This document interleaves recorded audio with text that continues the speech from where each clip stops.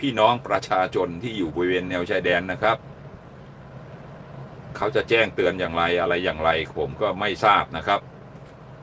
ถ้าเป็นผมเก็บของ ผมย้ายแม่งก่อนแหละครับ ผมย้ายก่อนครับ ไปอยู่ศูนย์อพยพก่อนครับ แม้ทางราชการจะบอกว่ายังไม่ต้องย้ายยังไม่มีการปะทะกันอะไรกันนะครับ ผมว่าเพื่อความปลอดภัยนะครับ ไปก่อนเลยสัก6 วัน7 วันนะครับ เหตุการณ์สงบเรียบร้อยก็ค่อยว่านะครับ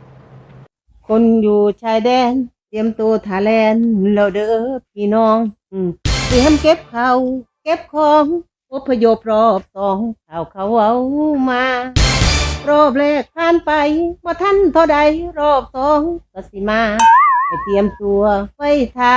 กันตึมขึ้นมารอหมุนทันทีมายากอีหลีร้อนอยู่เบิดปีจนบ่ได้เฮ็ดหยังยามกลางคืนลุกๆนั่งจักว่าเสียงหยังดังคักอีหลีบ่ได้หลับได้นอนจนว่าข่อยหลอนฮอดตอนตีสี่เฮ็ดหยังก็เฝ้าเฮ็ดเด้อลูกพี่สิให้หลอนอยู่จังซี่บ่คนชายแดนเฮ็ดหยังก็เฝ้าเฮ็ดเด้อลูกพี่สิให้หลอนอยู่จังซี่บ่คนชายแดนนี่